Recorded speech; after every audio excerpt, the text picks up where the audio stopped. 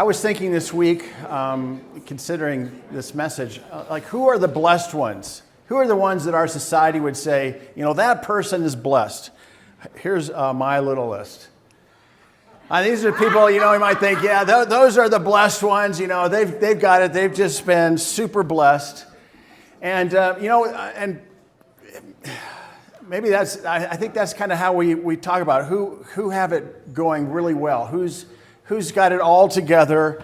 It seems like maybe God is on their side, perhaps, because they've got so much money, so much wealth. People think they are the ones that are blessed. Well, this morning we're going to look at who Jesus, that's who society would, I think that's society's list. This morning we're going to look at Jesus' list on who is blessed. And we find that when we look at the Beatitudes. And the Beatitudes really are addressing who are the blessed, who has the good life.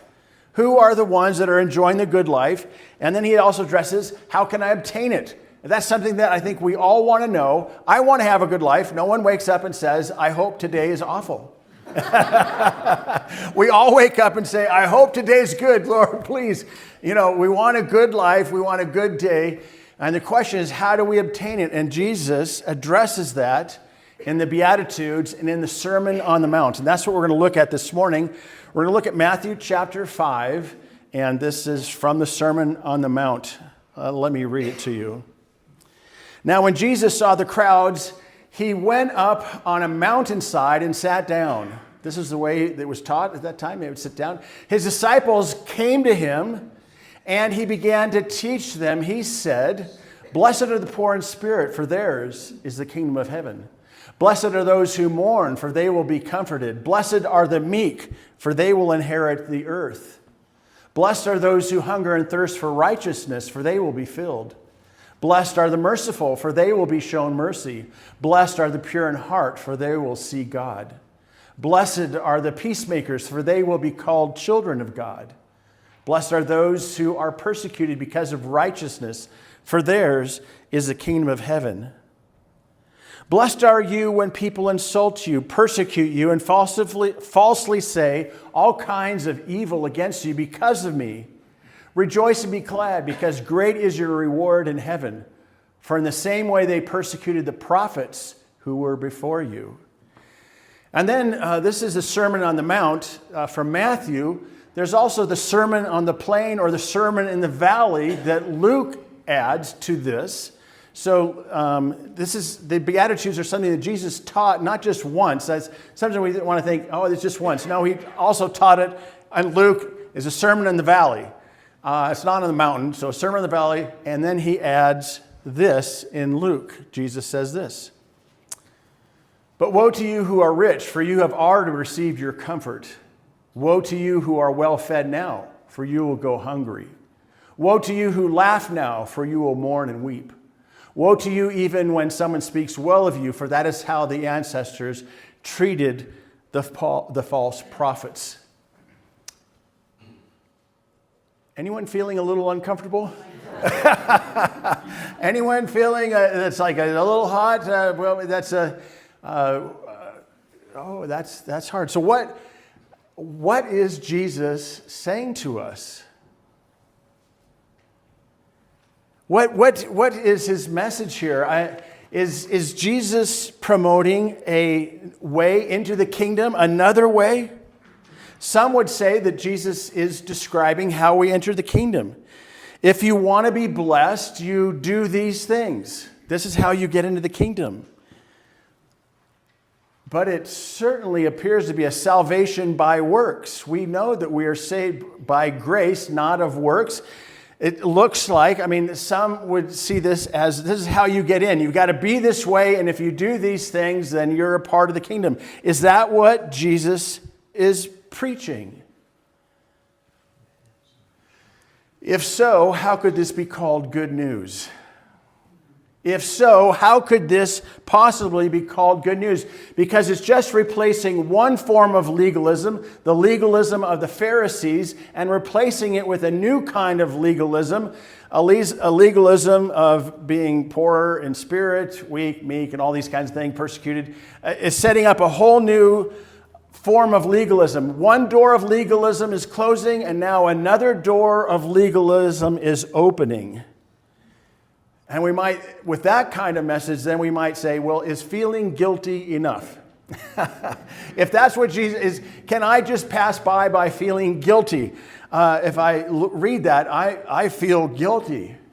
Is that what Jesus is saying to us? Well, it's really important for us to understand what the Greek word blessed means. So I'm going to do a little bit more deeper dive here, and I want to look at what scholars say, because I want to be honest with you. When I came to the church here, I joined our men's small group. And our men's small group was doing a video. Lavone, John, Mike, you may remember this. So I come in, I'm the new guy coming into church, and we're watching this guy talk about the Sermon on the Mount. And I am chafing. He's some bigwig pastor dude, he's got a video. He actually is preaching from the mountaintop, and he's saying all these things. And I'm going, oh my gosh, this guy doesn't know what he's talking about. And I felt like I was a total jerk. The guys are like, who are you, Greg? You're coming in and attacking the guy who's speaking. I'm like, but I felt I had to, because it was bad theology. It was bad, what we call exegesis, understanding the passage. So what does blessed mean? So we're going to go in. I want to show you that this is just not my opinion. This is scholarship. This is the way to understand blessed. This is Raymond Brown. Raymond Brown is one of the top New Testament scholars in the world. Okay, so here's what he said. The Greek word for blessed is not a part of a wish and does not invoke a blessing. Rather, they recognize an existing state of happiness or good fortune. It is recognizing what someone already has. It's recognizing that they are already blessed. They're not blessed because they do these things. They are already blessed. They're in a state of being blessed. Ken Bailey, another New Testament scholar, says this. As a group, the Beatitudes do not mean blessed are people who do X because they will receive Y. The point is not exhortation for a certain type of behavior.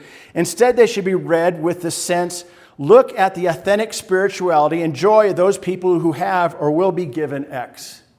So Jesus does not say, blessed are the poor, for they are poor. That's not what he's saying.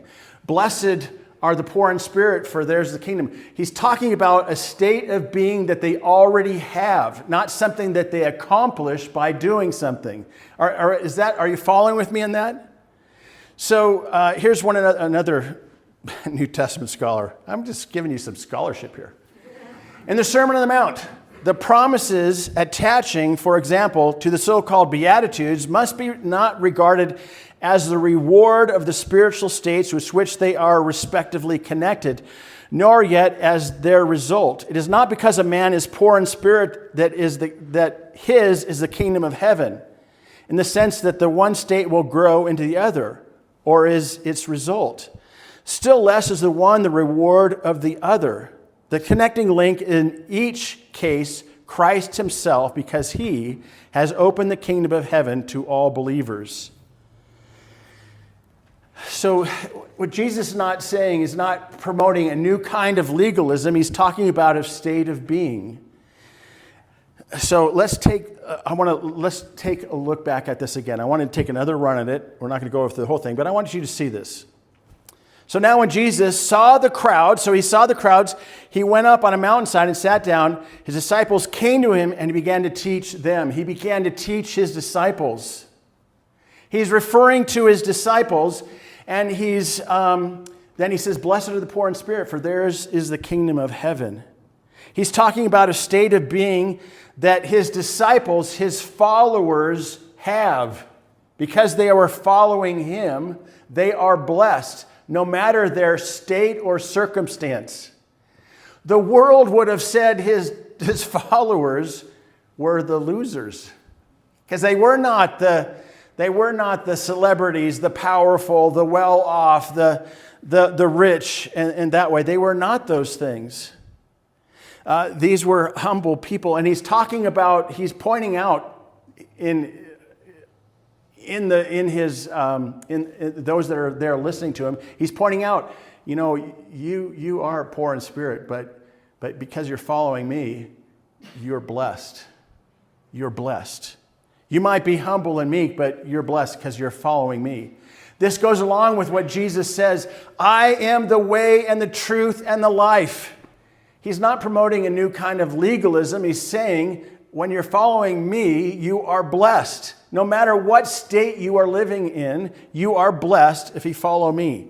Jesus is attacking the idea of those who are blessed at the time. That's why he goes on in Luke when he says, but woe to you who are rich, for you have already received your comfort. The world at that time would have said, the rich are the blessed. They are the ones that God really loves. And Jesus is attacking that whole notion. It is not.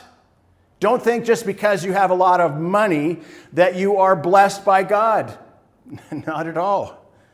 Woe to you who are well fed now, for you will go hungry. Woe to you who laugh now, for you will mourn and weep. Woe to you when everyone speaks well of you, but that is how the ancestors treated the false prophets. Don't look at your circumstances and say, because of these circumstances, I am blessed. You're not blessed if you have those things and you're not following Jesus. If you're not walking in step with him, you are not living a blessed life. You are living a hedonistic life, a selfish life. That is not the blessed life. So it's not the circumstances, it's not how you live or what you have that determines your blessedness. Paul says it even this way in 1 Corinthians.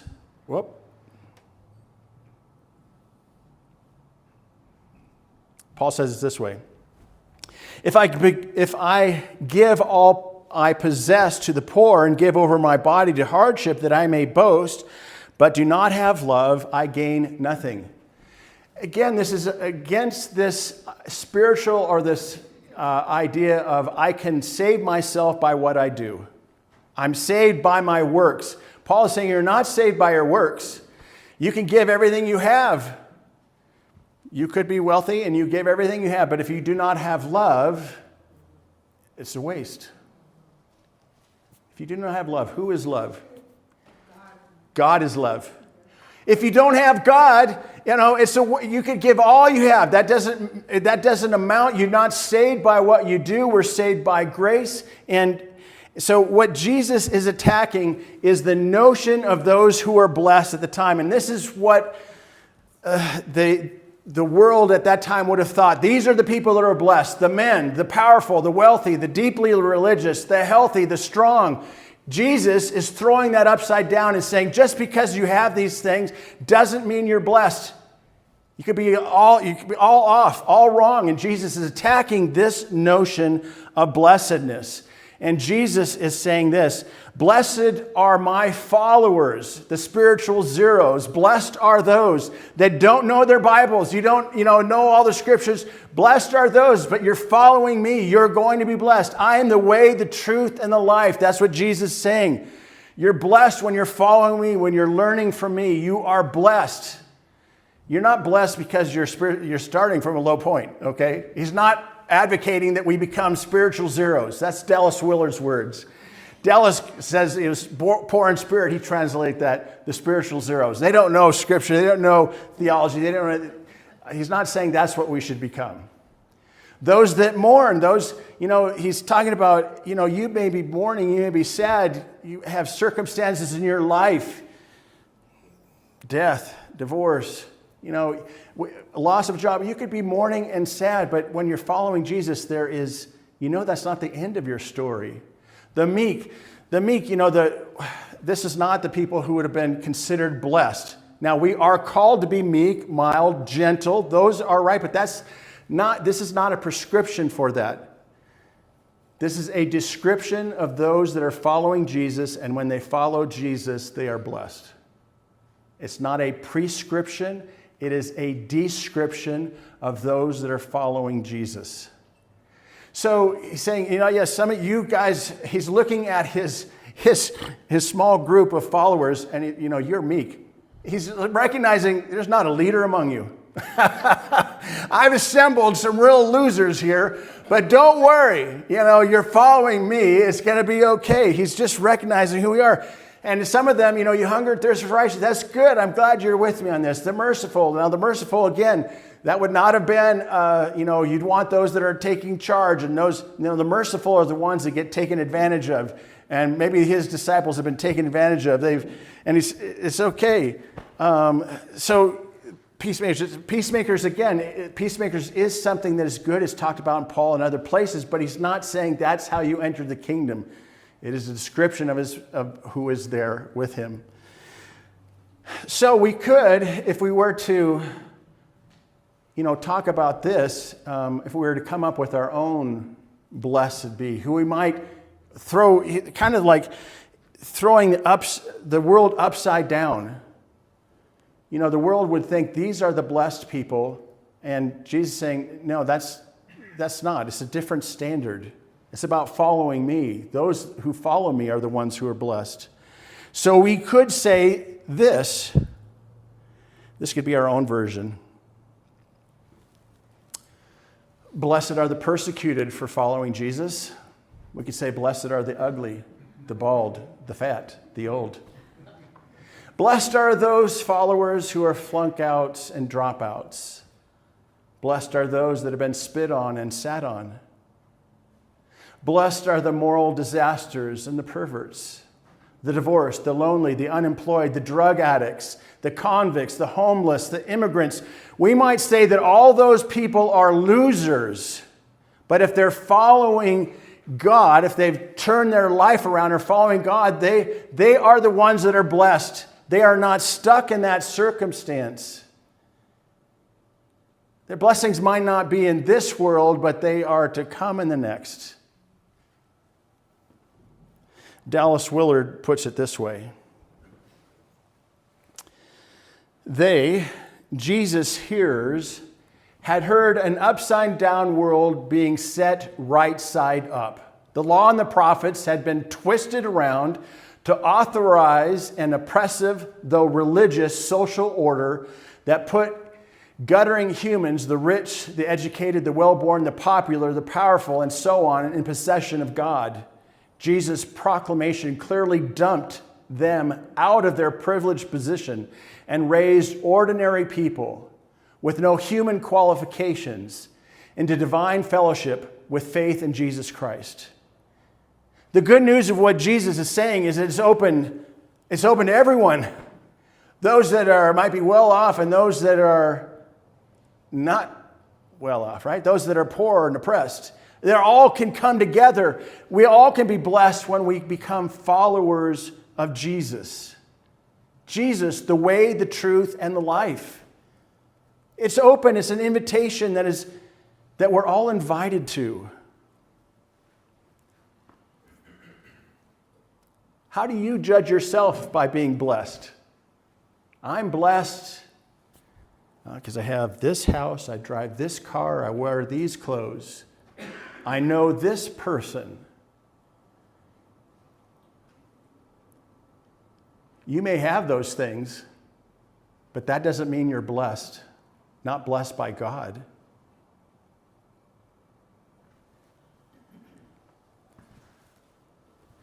Are you blessed? Are you living a blessed life?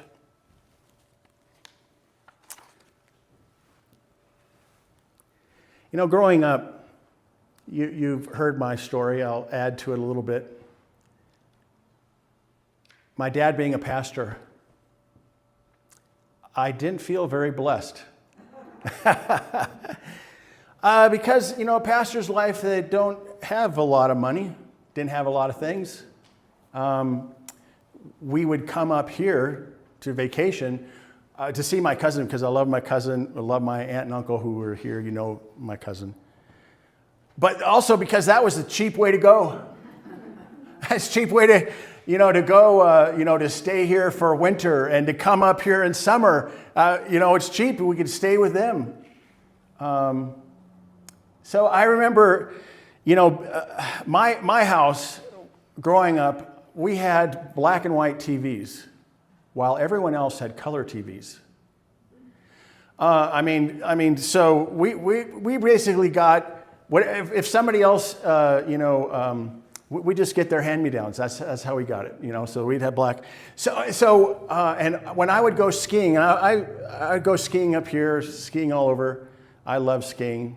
I've skied, well, anyway. And I should say this, so what I wanted to be was the Christian version of John McEnroe. I wanted to be number one in the world in tennis, and I devoted myself to that. Yeah, I was going to be a Christian, but I also wanted all the money. The reason why I chose tennis over baseball at that time was because tennis players were the highest paid athletes in the world. I also knew a player, one of my competitors was the number one player in the world in my age bracket, so I had been competing against him. So I wanted to be that as well. I wasn't happy about being a pastor, or I saw how my dad lived. I wanted to have the fame, the money. So one time, growing up, I skied with all my cousins' hand-me-downs, Leona. So when I would go skiing, I had lace-up boots when everyone else had plastic boots, right? I had the lace-up boots. I had the binders. I would get hand-me-downs from Leona. I had the binders, where it had the cable around the back, and then you push it up on the front.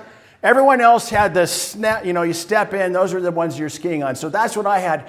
I remember one time, I'm in high school, and when I would go, one time I'm skiing at Mammoth. Okay, I'm skiing at Mammoth, and I'm about ready to go into Warming Hut 2.